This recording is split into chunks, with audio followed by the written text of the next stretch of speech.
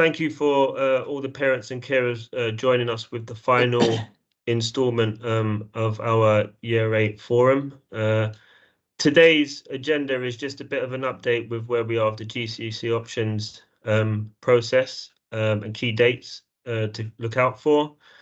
We will be talking about some up and coming incentives and rewards that we've got planned for the Year 8s for the summer term. A little brief look at the overall Year 8 statistics and how well the Year 8s are doing currently in terms of their learning and their most recent Progress Check 2. Progress Check 3 will be out and completed by teachers shortly, but we will just be looking at a little bit of the data from Progress Check 2.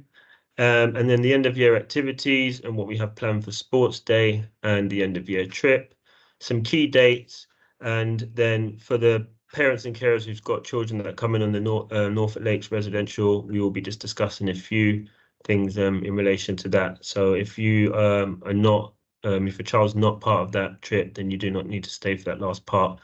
And then, as always, a bit of a Q&A at the end and any questions that we may be able to answer moving forward. Okay, so we have a bit of an update with the GCSE options process. We've been able to kind of offer nearly all of our students their first choices. This has been it's been good, but the only concern that we've had with one of our subjects was business studies. I've had quite a few parents contact me in relation to the business studies classes. We did only plan initially to have one business studies class, but from speaking to Miss Bryant and Mr. Bailey, I think we're going to be able to offer 2 classes for the business studies options, which would mean that students will. Walking down that corridor. We've had. Grazing the sea. Can we just mute your mic? Could we just mute your mic for a second? Thank you. Sorry.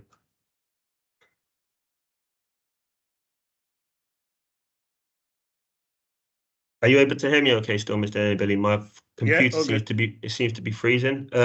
Yeah, so we are we've been able to offer all of our students pretty much all of their first choices. The business studies classes was our biggest intake, actually. We had over 80 students choosing business studies for their one of their first options for their GCSE options. So we're hoping we will be able to offer at least 2 classes, but there may be the possibility that we can only offer 1.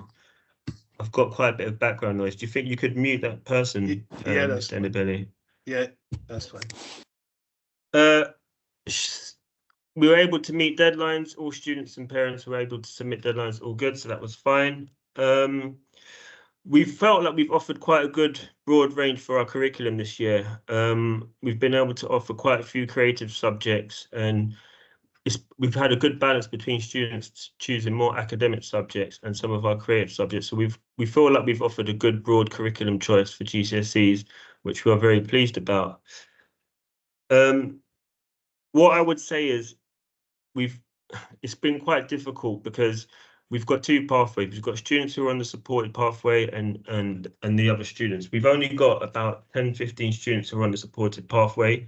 Every other student has been able to be put on our normal traditional GCSE pathway. So from a school point of view, this is really good. We feel like both pathways will be suitable for the children, and we feel like the offer that we have available this year will be really good. We're looking it's quite positive. We're looking very forward to getting them underway in next year. So GCSE update.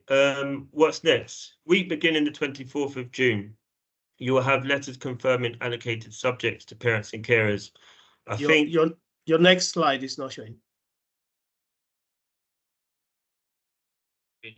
Sure why it's not working.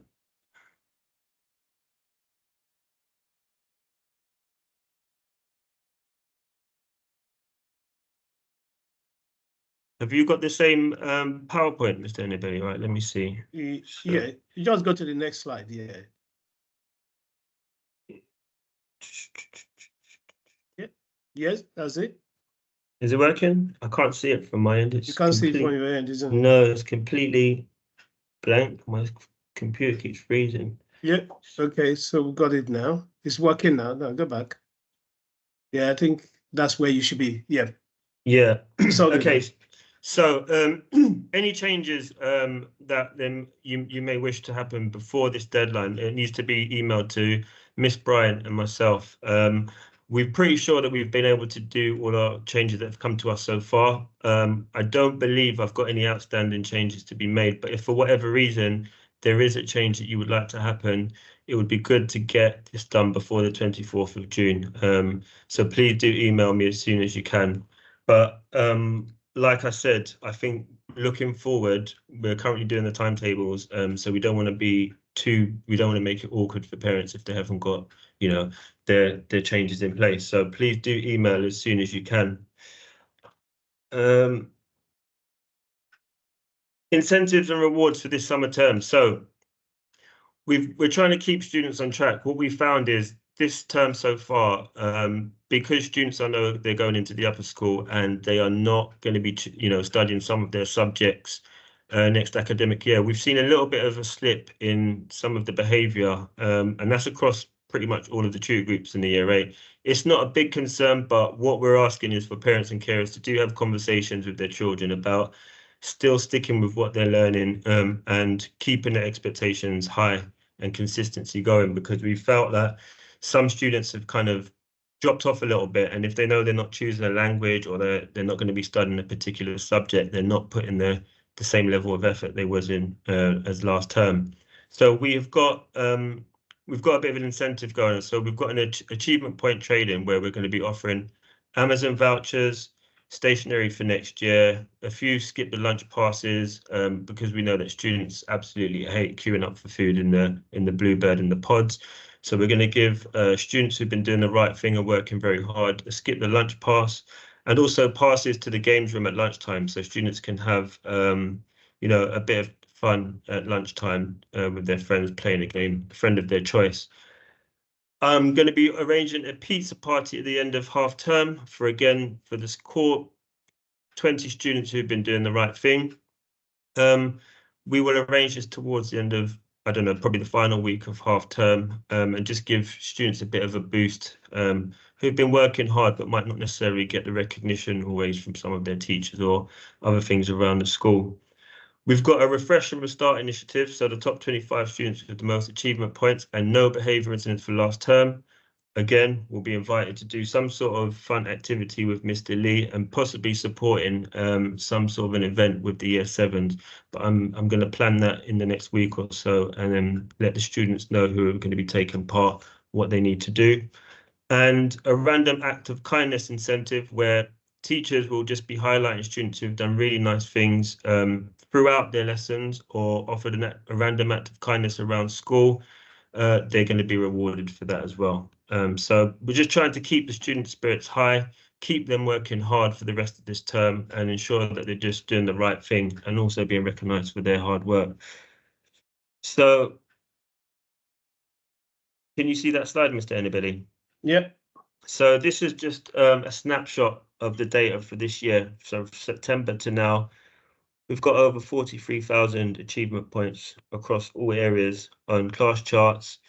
And as you can see, about 4,261 behaviour incidents from September to date. So it's about a 91%. So it's been pretty successful year, I would say, for the year 8s. We've found that the difficulties that they were having with their behaviour in some of their lessons in previous terms have kind of stopped and changed. This is because of various different reasons, like I've mentioned in previous forums, to do like supply teachers or not having a consistent teacher throughout the year. But we've seen quite a big improvement from that point of view. This figure, though, one thing I would say about this figure, again, it comes down to some of the students kind of falling off a little bit in some of their subjects. So we will be speaking to them in assembly just to make sure that they're clear on what we expect from them for the rest of this year. It's not a chance to just give up or stop your learning. We want them to work hard all the way to the very end, because also it puts them in good stead and ready for the upper school.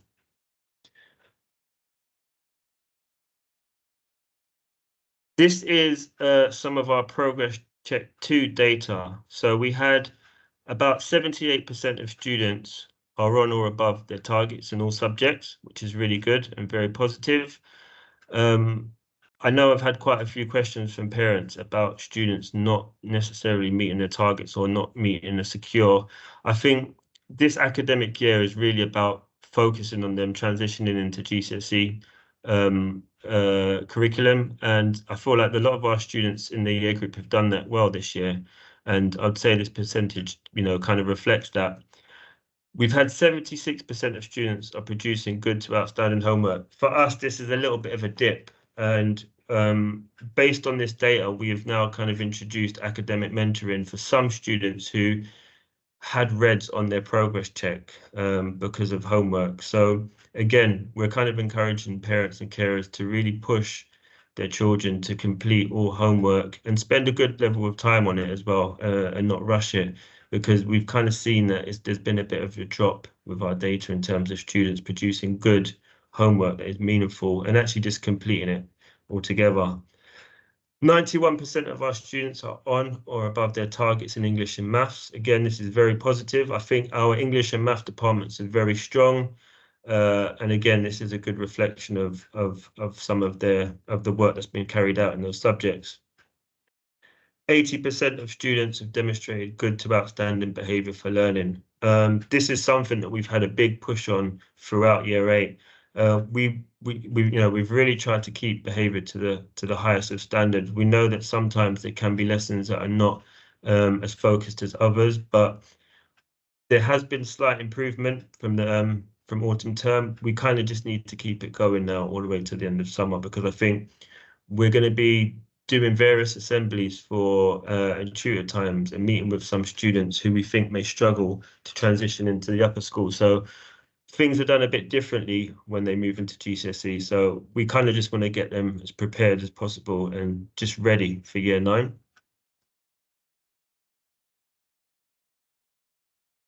So can you see this PowerPoint, Mr. Nabi? Right. So some of our key dates, obviously it's a bank holiday on the 6th of May. GCSE exams start on the Thursday, the 9th of May. Now, I'm informing you guys about this because we feel it's really important that you also have conversations with the young people about this. It's quite important. We're going to have year 11 students and the year 11 team coming to our assembly just to speak to the young people about how they behave in and around the corridors during GCSE period, because it's quite a stressful time for the young people, as you could imagine, taking exams, and we just want students to be making as least, to be as quiet and walking around the corridor as orderly as possible, because it does cause quite a lot of stress for the people in the exams. And there's lots of signs and various different places to enter when it's the GCSE period, but some of the exams are taken in classrooms. So it will mean that during lesson changeover, students will be walking past a classroom that will have students taking their GCSE exams in it. So if you could just, again, have conversations and say, please remind them to be orderly and walk around the school in a quiet fashion, that would be very good. We're going to continuously remind them throughout their exam period, but it'd also be good if they get that message from home as well. Thursday, the 23rd of May is our community evening. We have lots of our students involved in that. It's a really good evening that everyone comes together. It's from 5 till 7. And then I believe there is also a concert after that that will be on show. So we're encouraging as many parents as possible to come and join in and get involved. There will be lots of year 8 students taking part in that community evening. The year 8 residential is Friday the 24th of May. Summer showcase, Friday the 5th of July, which will be the final kind of school community event of the year. And then the end of year trip will be on Wednesday, the 17th of July, and the year 8 sports day the following day on the 18th. The end of term will be Friday, the 19th of July, and will be a half day. We usually finish at about 12:30. So please bear that in mind. It will be an early finish on the last day of term. Let's see if I can go to the next one. Can you see this slide, Mr. Enabili? Yep. Right. Now, yeah, this is something that I kind of wanted to highlight to parents and carers. We've had a really big increase with students suffering from anxiety and just general poor well-being this term. I think this could be for a number of reasons. Students are getting a bit stressed as we come towards the end of this year. But also, what I've found is there's been an increase of students developing panic attacks and various forms of anxiety for all different reasons. What I wanted to point out was that as a school, we tried to support these students as best as we can, but as you'd appreciate, our pastoral counsellors do have quite a big caseload, and our pastoral support workers sometimes are not always able to address, situations when they occur. We will always deal with a situation as best as we can, but I think if you know that your child has been having any form of anxiety or struggles with school, for the most part, parents do contact me, and we do try and, get a support plan together to put the students in a place that allows them to, find a place that's safe when they are having a panic attack. But it's not always possible with staff members teaching or with other students. So what I'm going to be doing this year is figuring out how we can do this for next year, at this beginning of the year, because I think some students are going to maybe struggle with their anxiety moving into the upper school and going into GCSE period. And I just want to ensure that they're getting the support that they need, so it doesn't, escalate any further. Our pastoral counsellor team are quite new, so they've been finding their feet this term and last term, and just adapting to our school system. So they're not able to see every single student as they would like. But again, for next academic year, we will be putting a plan together to see what student needs support and how we can offer it throughout a term. I would say if this has been a concern for any of your children, the first point of call you could do is contact your GP, and start from there. And please notify me if, for any reason you feel like your child might need some more support moving into year 9. As I previously mentioned before about the transition into the upper school team will be doing some work with the year 8s and speaking to them a couple of times before we break up for the summer, just to let them understand about what is different about the upper and lower school. There are not any major differences between expectations, but I would say the way the two teams operate is slightly different. So as they move into the upper school, it's good for them to kind of understand how things are done differently, because it has got a different structure of staff. So it's just something for them to think about. Let me just check the next slide. Can you see that, Mr. Enneberry? Yeah, I think, I can see this. Do we take questions first? Yes. In case, yeah. Okay, so I've kind of flown through those first few slides. Do we have any questions just about what I've kind of mentioned, or any other concerns or issues that you would like to raise? Let me just see.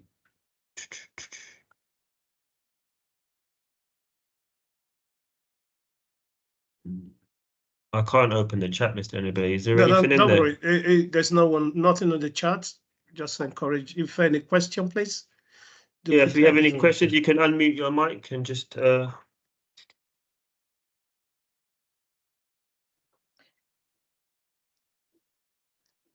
Hi, this is really helpful. I just wanted to ask if you can say a little bit about what the differences are with the upper school. Yeah, so normally the lower school, we try our best to nurture them, to nurture our lower school students, and get them ready really to be more independent in the upper school. So upper school, we operate in a more independent approach. Why we in the lower school, we do our best to support the kids more. So that's the biggest difference. And obviously, in upper school, when you talk about the curriculum, they will stop studying all curriculum of like 11 subjects or 12 subjects.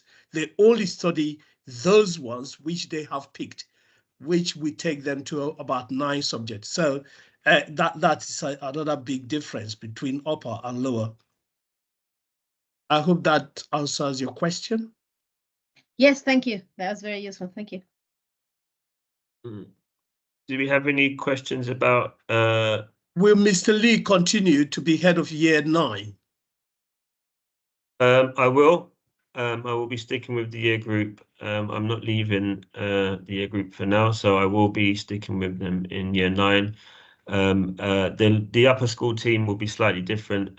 Miss O'Malley, who is the head of the upper school, and Miss Awajobi, who is the deputy head of the upper school, will be the only changes really. The pastoral team will change slightly as well. The pastoral support workers are different in the upper school than they are, so we will no longer have the support from Pip, Molly, and Jenny. We have 2 pastoral support workers called Selena and Bree, who are in the upper school. So the team slightly changes, but I will continue to be their head of year and go up to the upper school with them.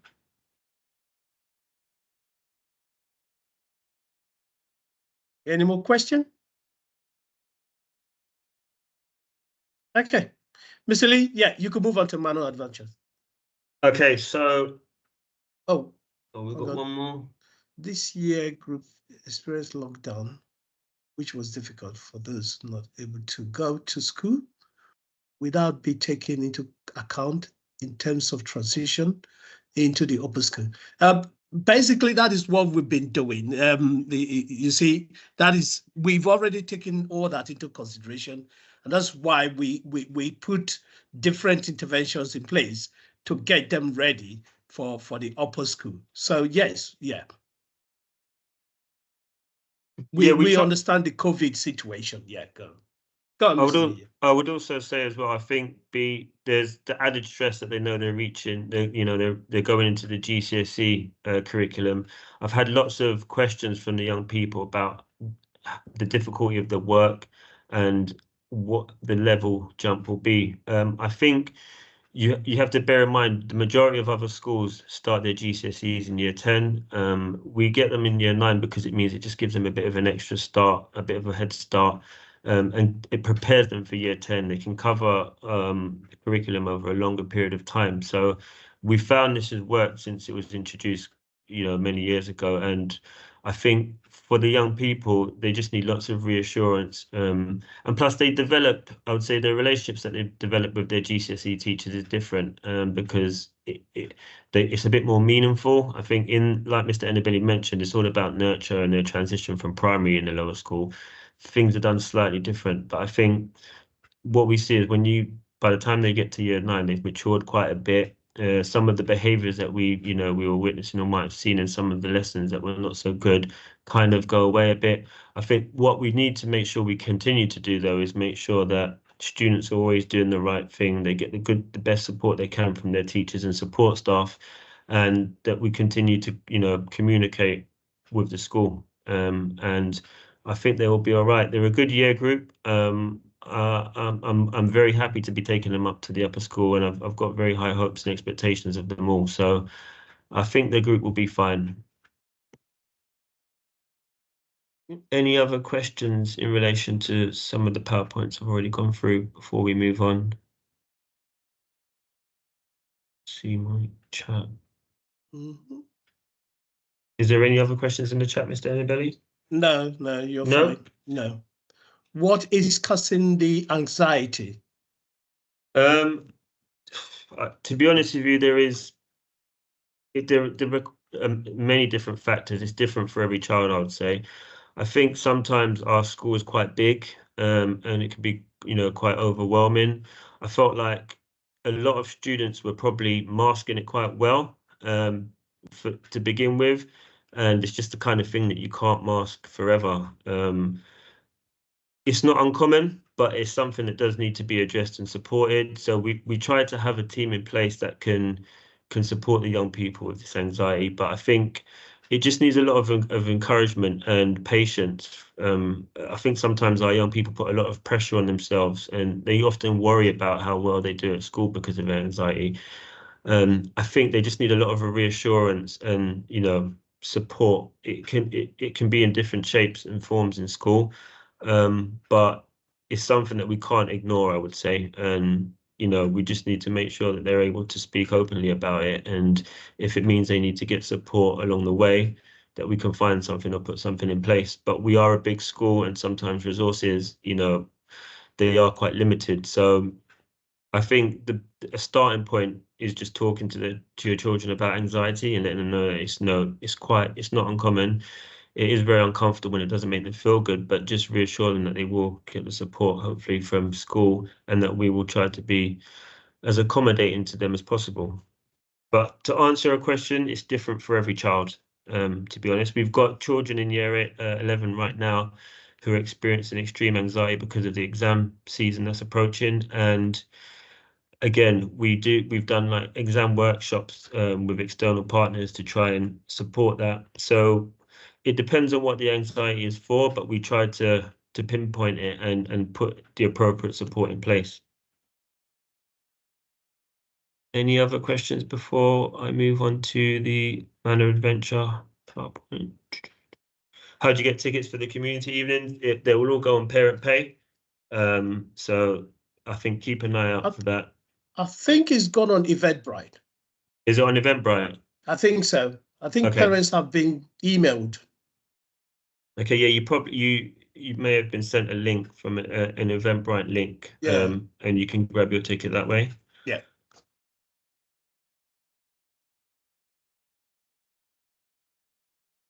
Okay. I Okay, think I'll move on. Yep. All right, so we have the Manor Adventure Residential soon approaching. The young people are very excited by it, and we're all looking forward to it. I think it's going to be a really great trip for us all, and hopefully we'll have some good weather to add to it. Just a few pointers for me to mention though. Students are expected to arrive at school at 8:30 on the day as normal. Okay, they need to come into school and get registered as normal. In previous years, we found that because parents and carers know that we're departing from 10 o'clock, that they haven't necessarily sent their child to school on time because they didn't feel they needed to be in. But we need to be able to register them as normal, and brief them and speak to them about our journey ahead, because we will be having to stop off, but also we need to remind them about the expectations of when we're there. So it's quite important that we use that time to, and also ask any questions that they may have. So we're really urging you to please send your child to school on time. We know they're going to have luggage and bags and stuff, but we can accommodate that, and we just need them in as normal. On the day, do children need to wear uniform? No, they do not need to wear their uniform on the day, so they can come in their normal clothes. That's totally fine. We were looking to arrive at about 2 p.m. in Norfolk. We will be doing a toilet break midway through. So it's not a long journey, but on a coach it does take a bit of time. And with a stop, and traffic, it can take a bit of time. So we'll probably arrive there for about 2 o'clock. We're asking that students bring in a packed lunch because we will be having our lunch on the coach. If your child is free school meals, we'll provide a lunch, no problem, and we will have some other snacks and bits and pieces as well. But please do ask them to bring their lunch with them, and not to eat it before we get in the coach, which always happens when we go on a school trip. I've had quite a lot of questions and emails about activity groups. I'm just going to answer some of the points now that have been raised to me. So one of the questions I had is why have we put them in activity groups and not allowed them to be in friendship groups? We've allowed them to be in friendship groups in their rooms. We kind of feel that it's important that in activity groups that they are mixed as a year group. There will be activities that are team building and team bonding, and in previous years we found that it works totally fine. I know there's been 1 or 2 students who have not got any of their friendship groups in their activity groups, so we've done a few changes, but at least every group should have someone that they know, either from their form groups or in their friendship group. It works totally fine. Sometimes the children, I had quite a few children coming up to me asking to change, and I've just reassured them and said they'll be fine. Okay, you don't need to worry. Once they're there and doing the activities, they kind of just get on with it, and it works because they have to work together. So yeah, please be reassured that they'll be totally fine in activity groups. I think me and Mr. Annabelli and I have managed to do a few changes, but other than that, we're not going to make any other changes. We've allowed them to have their roomings together in their friendship groups, and we think that'll be totally fine. A reminder: please do bring a sleeping bag or a duvet. It is going to be in the summer, but the weather has been a bit sketchy recently, so do be prepared that it might not be as hot as we will hope. They need to have trainers. There is no need for wellies. Okay, so I did email the representatives at Man Adventure and said, what if it rains? They said wellies will not be necessary for the activities that they'll be doing. So no need to bring wellies. There will be some water activities, but they won't necessarily need to have swimwear. So as long as they've got spare clothes to change out from if they get a bit wet, that'll be totally fine. So no swimwear needed. They will sleep in the bed or they can play. So they've got dorms that will have they have between 6 and 8 students in each dorm. It won't be outside. They'll be sleeping on bunk beds. This is the first time we've used Manor Adventure, so we were not entirely clear on what the rooms actually look like, but we've got a good idea now. It's a 2-level split level accommodation, and we have arranged we've arranged most of the rooms between females and boys, girls being at the top and boys being at the bottom of the site. Shorts are essential, so please do ensure that you do pack them some shorts and joggers, okay? They are going to be getting mobile and doing various activity-based activities that require a lot of movement. So there's no need for any denim or any jeans or anything like that. Any kind of sportswear will be totally fine. Can you steer a kit this so we can? Yeah, I've got the PowerPoint that was shared with us from Manor Adventure. I'm going to send it to all parents and carers whose children will be attending, so that's fine. I think one thing I would say, they've got quite an extensive list about what kit is needed. We have picked specific activities for the children to do, so they won't need all of those things. So what you can see on the PowerPoint in front of you, I would say, is probably essentials that they definitely do need. And spare clothes would probably be very helpful, even on a day when they've got a kit, because I think they might be getting wet here and there, or a bit muddy. I've had lots of questions about mobile phones. We will allow the young people to have their mobile phones after dinner, and we will collect them back in the evening. They won't need their phones during the day when they're doing activities.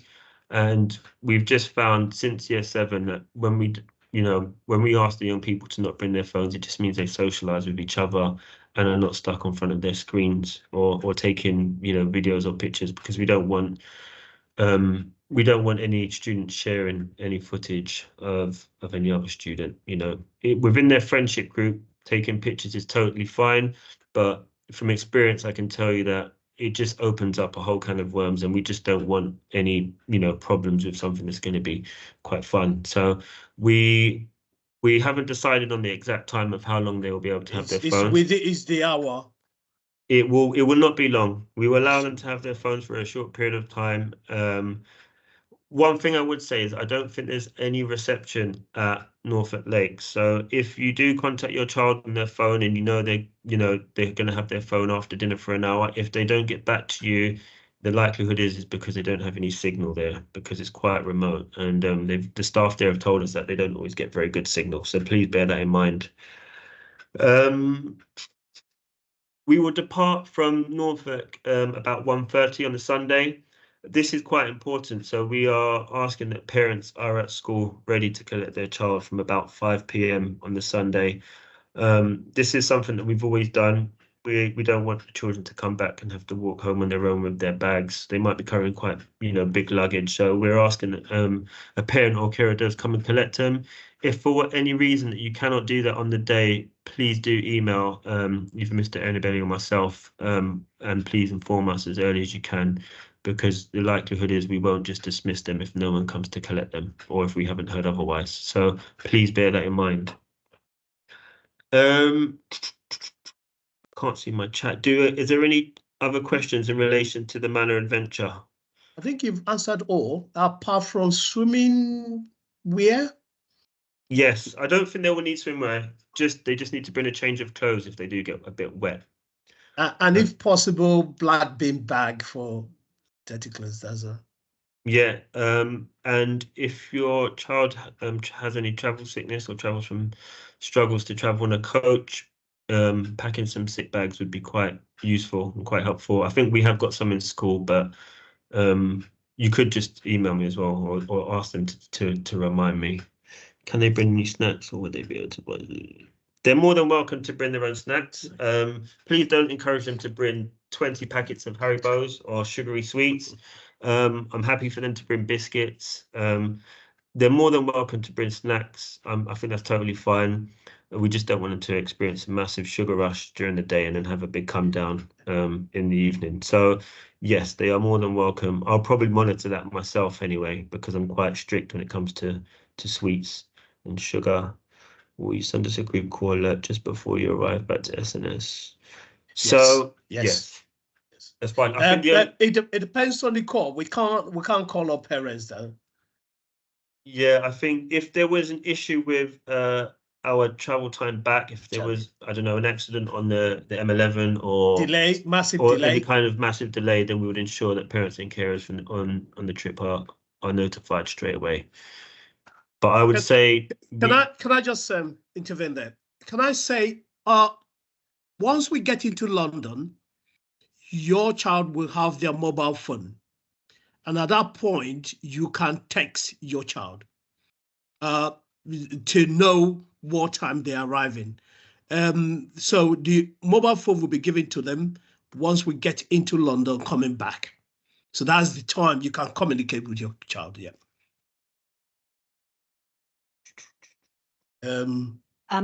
Sorry. Yeah, that's it. If I can ask a question about going back to activity groups. Yeah. So you said that most of the children are in groups with at least someone from the form or a friend, someone in the friendship group. That's not the case for my son. So he's in a group with people that he doesn't even remotely know. And that is at the moment, a source of unhappiness. Can I email you, Mr. Lee, and maybe this can be reviewed or at least discussed? Because really, the children he's been put with have absolutely nothing to do with him in any of the activities or the spaces or the forums, etc., that the school provides. So can I just ask, has he told me about this? Do you know if no? Okay, then okay. If you you can email me, or you can ask him to come and see me as soon as you can. Fantastic. Thank you for that. No worries.